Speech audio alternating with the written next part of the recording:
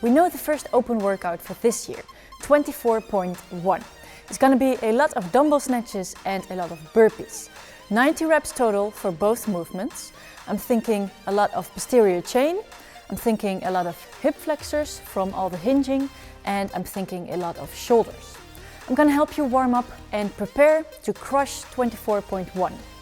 We're going to warm up using the ramp protocol, which is raise, activate and mobilize and potentiate. In the raise phase, we want to do some basic exercises to raise our heart rate and to get the blood flowing. You can see this as a very basic warming up to just start moving. We start with some leg swings, some arm swings variations and some skiing on an easy pace.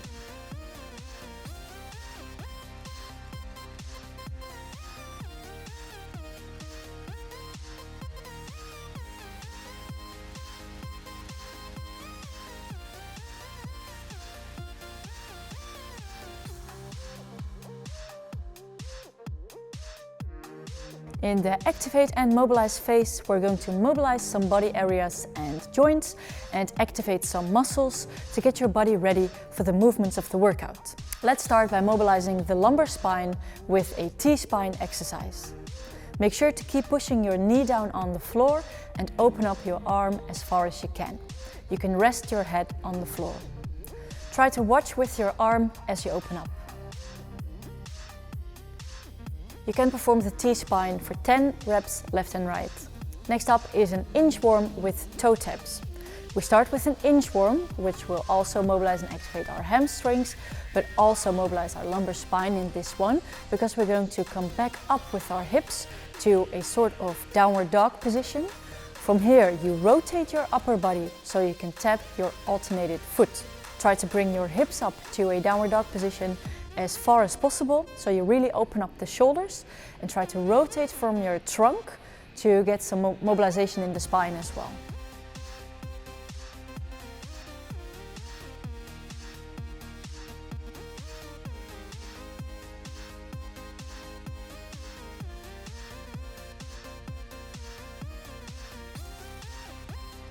Inchworm plus toe taps we perform also for 10 reps. Then we go to a lunge position with hip flexor and hamstring stretch. It's really important to push your hips forward while you are in the lunge position without arching the spine too much. We don't want to get the movement from the spine this time, but really stretch the hip flexors. Extend yourself by looking up at the ceiling as well. Then we shift our weight backwards and you stretch your front leg, which will create a hamstring stretch. Make yourself small before you switch forward again. Let's do this one for 5 reps left and right. Next one is a bit of mobilization of the shoulders and some activation of the scapula. We do some scapula push-ups in plank position and in pike position. Be aware that the scapula push-up in a pike position is a different movement from the shoulders. Clearly feel the difference in movement from the scapula as you go through these exercises.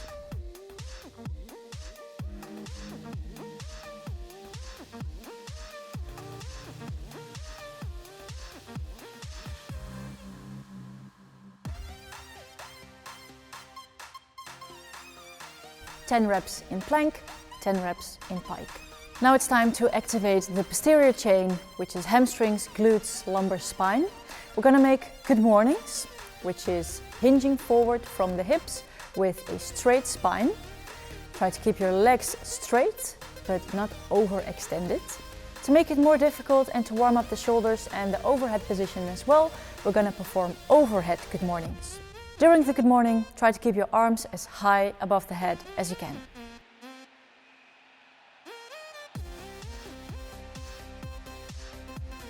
Let's do this one for 10 reps. Last activation exercise will be a glute bridge with a mini band around the knees. Push your hips up by squeezing the glutes, not by arching the spine. Really engage the glutes and hamstrings to push your hips up. While you push your hips up, try to create tension on the band by pushing your knees apart. Don't move too fast. This one is about activating the right muscles, so control is better. The glute bridge with mini band we also perform for 10 reps.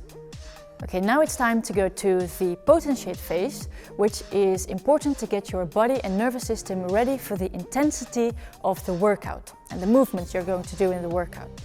We start with the good morning broad jump. You go to a good morning to get that hinge position from the hips. You extend your hips as fast and explosive as possible. You jump forward. Let's do 2 sets of 5 good morning to broad jump. Then we have some push-ups to get the shoulders and triceps ready for all the burpees in the workout. It depends on your level of push-ups how many reps you should do. You can also choose to go on the knees. I would say let's do a maximum of 10 reps.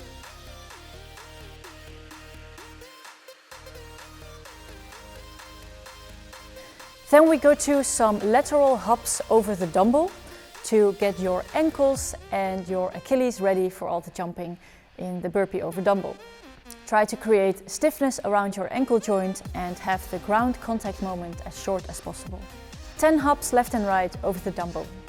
Last one of the potentiate phase is for the hip flexors. It's a V-up. Try to be explosive and powerful in these V-ups, so really warm up the hip flexors for all the hinging you're going to do in both dumbbell snatches and the burpees. You want to be able to get fast up out of the bottom position of the burpee, so that requires some fast activation of your hip flexors. Let's do 10 V-ups or 2 times 5.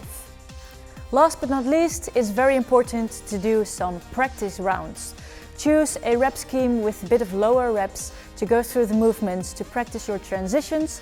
This workout is really important to have fast transitions, so make sure you don't have to think about that during the workout and you take some time to practice. Good luck with this workout. I hope you crushed 24.1 and I will see you on the worldwide leaderboard. Bye!